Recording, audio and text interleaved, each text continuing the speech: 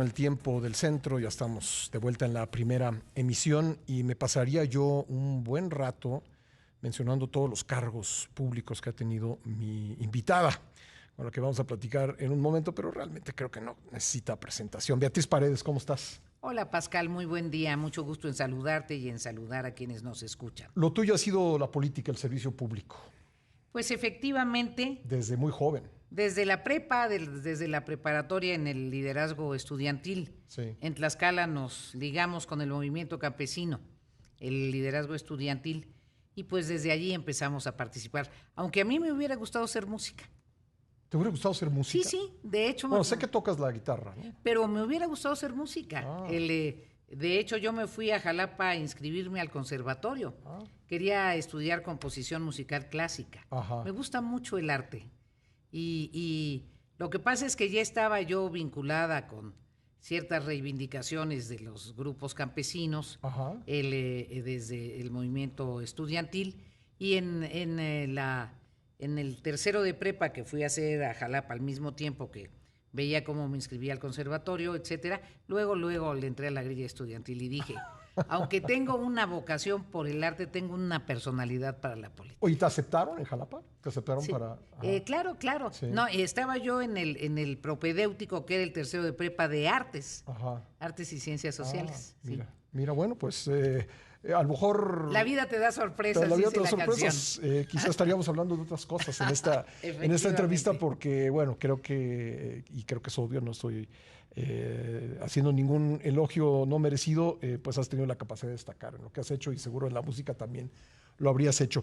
Oye, pues hablando de política, el Frente Amplio está ya en la segunda parte del ejercicio. En este momento se está aplicando una encuesta para ver quién de ustedes, quiénes tres de ustedes quedan en la contienda. Son 4 ahora, van a quedar 3 y también pues llevaron a cabo el primer foro. ¿Qué balance harías tú de este proceso de designación? Lo que al final se usa un eufemismo, ¿no? El responsable del frente, pero en realidad estamos hablando de una candidatura presidencial. Pues mira, yo creo que a la oposición le ha costado un esfuerzo de imaginación, de creatividad, posicionarse. Hay que recordarle a la audiencia cuál fue el inicio del frente. El inicio del frente fue la decisión de 3 partidos políticos de lograr que en la elección intermedia, la del 2021, Morena no alcanzara la mayoría constitucional en la Cámara de Diputados, porque se había percibido claramente que había un conjunto de iniciativas de reformas constitucionales que significaban una regresión en el proceso de democratización del país. A México le ha costado mucho ser un sistema plenamente con normalidad democrática. Estamos, digamos, en los primeros pasos, en el arranque de la normalidad democrática. Vimos que había tendencias autoritarias. En ese sentido, así se inició el frente como una medida defensiva, por así decirlo, sí, de las conquistas democráticas. Y a partir de allí, la experiencia que tuvieron, se logró que no hubiera mayoría constitucional en la Cámara de Diputados. A partir de allí, repitieron la posibilidad del frente en elecciones locales, tuvieron buenos resultados y continuó esta posibilidad. Los dirigentes siguieron hablando, la sociedad civil siguió impulsando el proyecto y se armó toda esta estrategia. ¿Cuál fue el punto determinante para que la oposición por fin encontrara algo de qué hablar, algo que resulta interesante para muchos mexicanos, que digamos rompió con la impresión de que la oposición no tenía nada que decir? Mira, yo pienso que lo que importa es preguntarnos cuál fue el punto determinante para que nos lograran escuchar. Yo no diría que encontráramos de qué hablar, porque varios de los que estamos participando en el frente estamos diciendo cosas, pues desde el segundo día que entramos al Senado. No hablo nada más de mí. otras personas que están compitiendo son senadores y han dicho cosas. Lo que no habíamos logrado es tener sonoridad. Y creo que hay una actitud que yo agradezco muchísimo a los medios de comunicación y a los comunicadores, especialmente a ti, Pascal, pero a muchos y a muchas, que ya empezaron a focalizar con mayor intensidad al frente. Y también creo, aunque parezca paradójico, que como el eje de la comunicación en el país, que son las mañaneras, empezaron a mencionar al frente, pues ya todos lo mencionaron. ¿Tú crees que eso fue determinante, digamos, la manera en que el propio presidente se puso a hablar en general de la sucesión presidencial de 24, pero en específico del papel que jugaban los opositores, haciendo listas de 40, 50 personas? ¿Todo eso incidió? Pues por desgracia me parece que el espacio público comunicacional está copado esencialmente por la mañanera y desde luego que incidió. Bueno, pues ha sido más que un espacio comunicacional, ha sido el principal...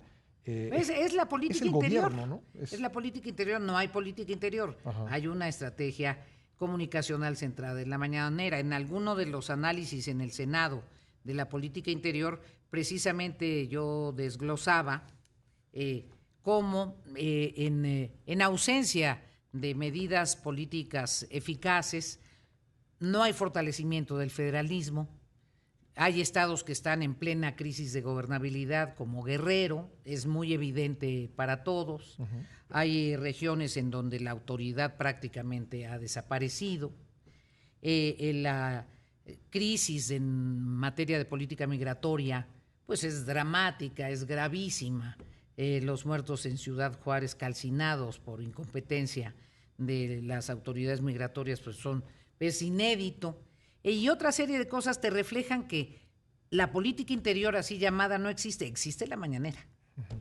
Entonces, ha jugado un papel crucial y en ese sentido, pues los espacios de la posibilidad de existir, de plantear cosas diferentes, pues de repente no hemos encontrado mucho el modo.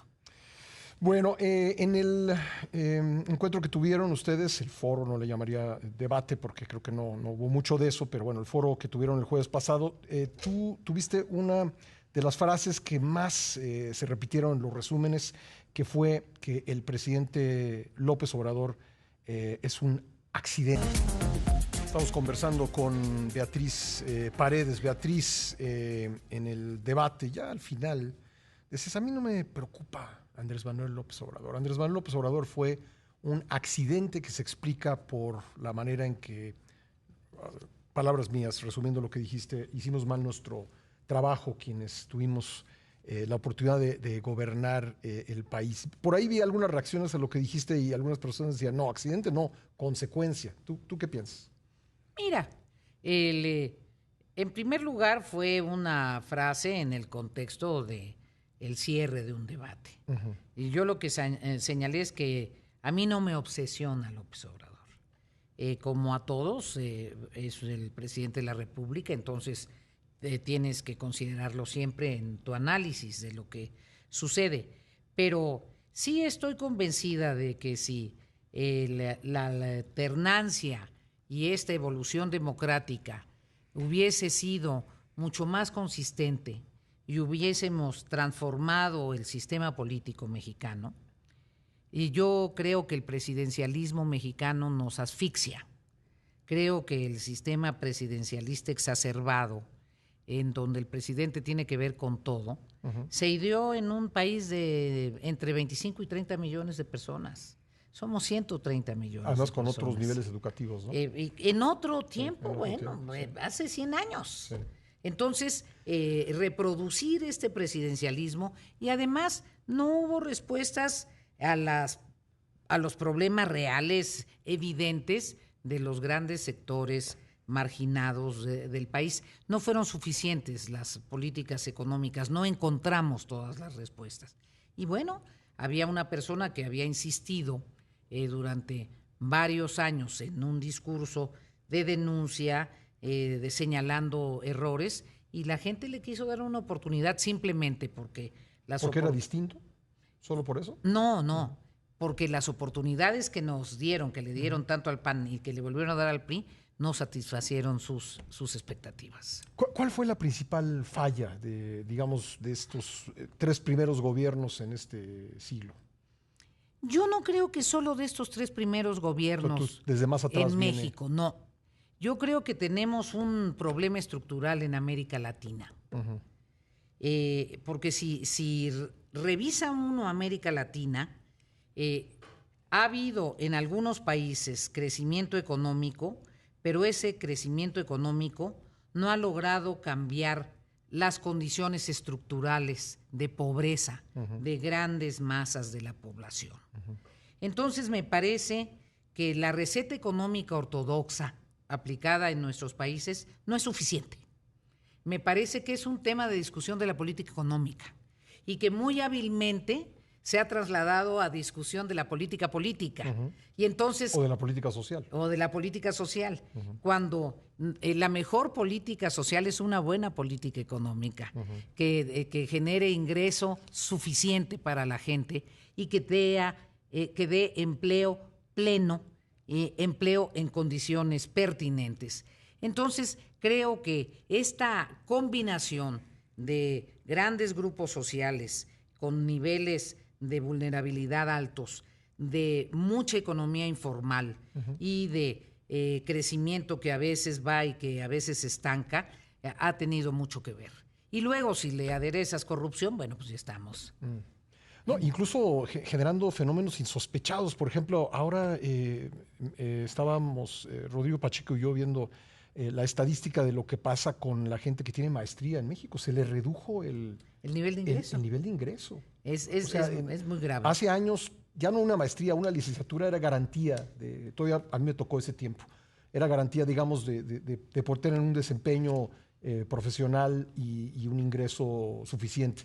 Hoy una maestría ni siquiera lo es, ¿no? Y hasta el peligro de salirse del mercado laboral para estudiarla y luego regresar y no tener o tener menor ingreso al que uno espera, ¿no? Es fundamental que encontremos alternativas verdaderas para nuestras clases medias y para que no sigan descendiendo en el enorme esfuerzo que han hecho para estudiar, para bien prepararse, para encontrar un empleo pertinente. El país tiene que desarrollarse.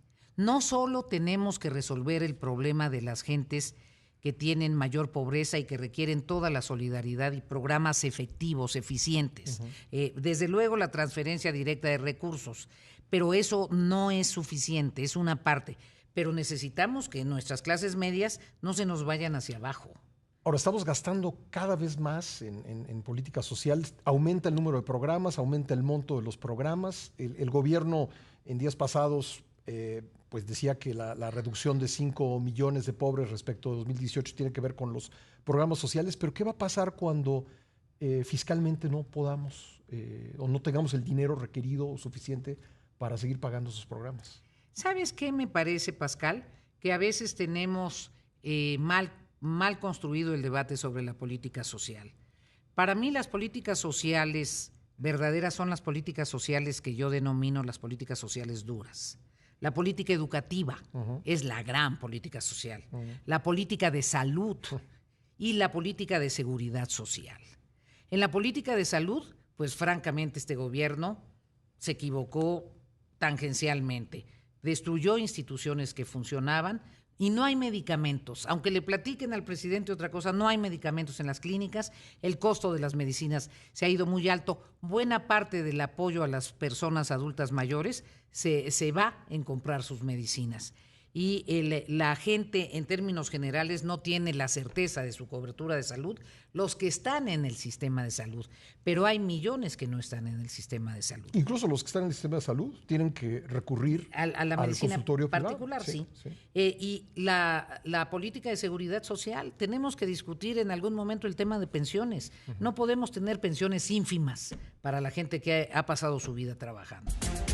Antes de volver sobre la frase del presidente López Obrador, es un accidente derivado de lo que hicimos mal, que dijo Beatriz Paredes, en el foro, en la discusión que tuvieron los aspirantes del Frente Amplio el jueves pasado.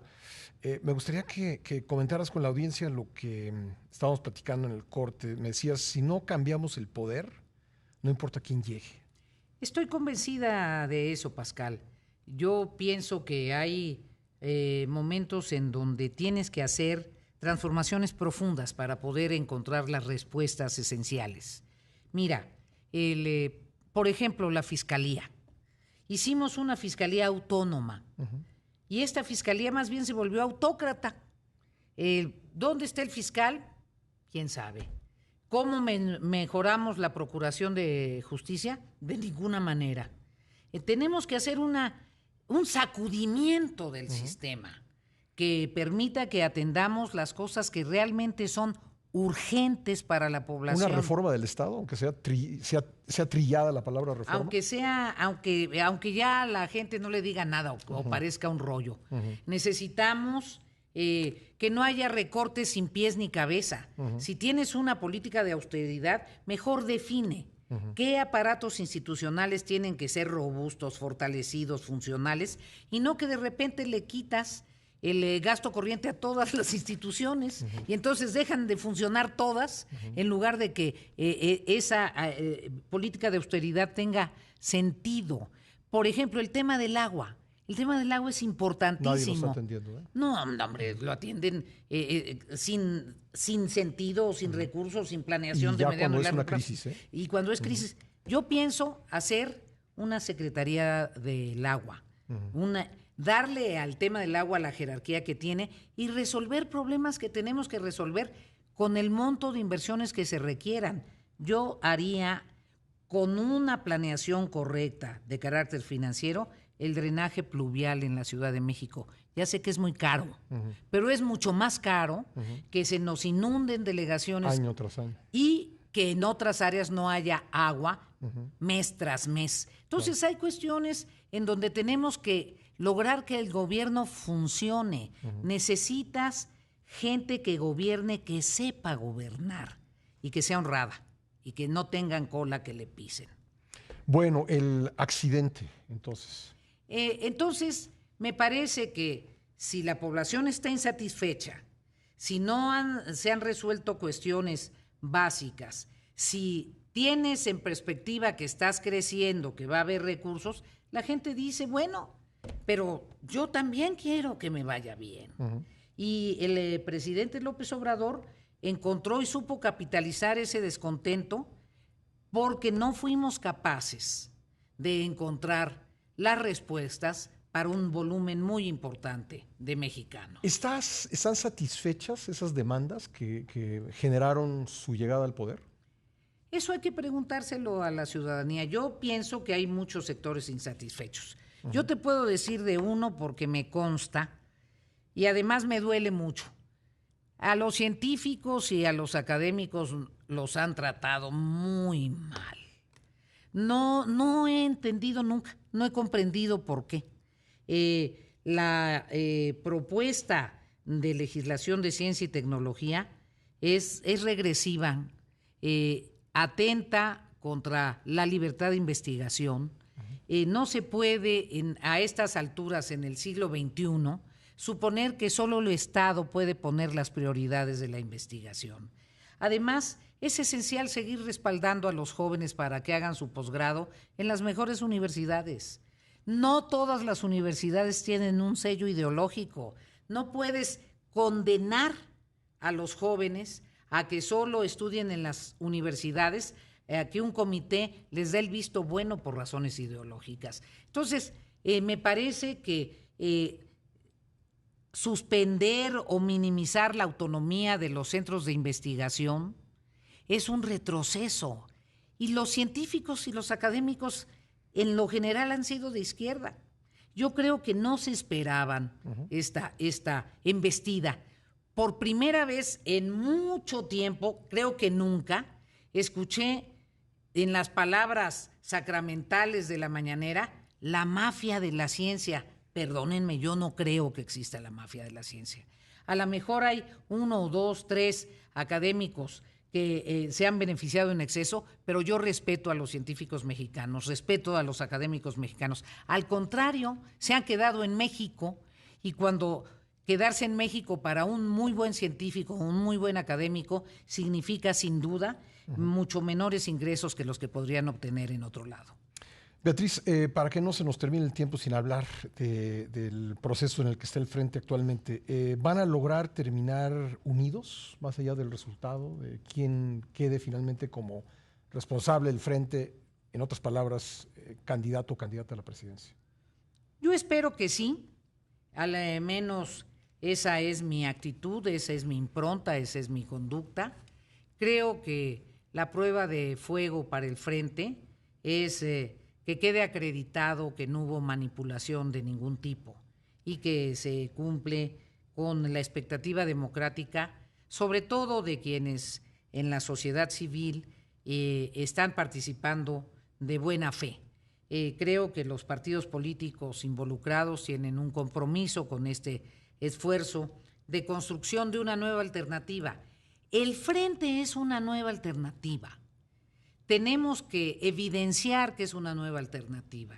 Es una alternativa que tiene como propósito no solo una contienda electoral, sino articular un programa para un gobierno de coalición. Un gobierno de coalición que desde mi perspectiva tiene que ser profundamente renovador, profundamente transformador, que atienda el que se erradique la pobreza, pero también atienda de manera muy consistente el que no se depauperice la clase media, el que seamos un país en donde la gente se iguale hacia arriba, no se iguale hacia abajo, en el que podamos desplegar todos los recursos naturales atendiendo la problemática medioambiental y del cambio climático, en donde la oferta educativa garantice que aprendas y que puedas concurrir al siglo XXI, porque estamos en el siglo XXI. Cualquier propuesta regresiva simplemente está fuera de realidad y deja a México fuera de la historia. Si uno ve las encuestas sobre lo que piensan los mexicanos de los partidos, no hay una valoración muy alta del PRI. ¿Sería difícil ganar la presidencia de la República con un priista o una priista como candidato o candidata del Frente? Mira, yo sé que hay una valoración muy cuestionando al PRI. Creo que los mexicanos y las mexicanas tienen que analizar a las personas por quienes son, por quienes somos, por su biografía, y creo que deben revisar las propuestas y creo que tienen que conocernos. Me parece que mi convocatoria sería a que haya un espíritu crítico sobre todos. Me parece que de repente los mexicanos somos demasiado crédulos.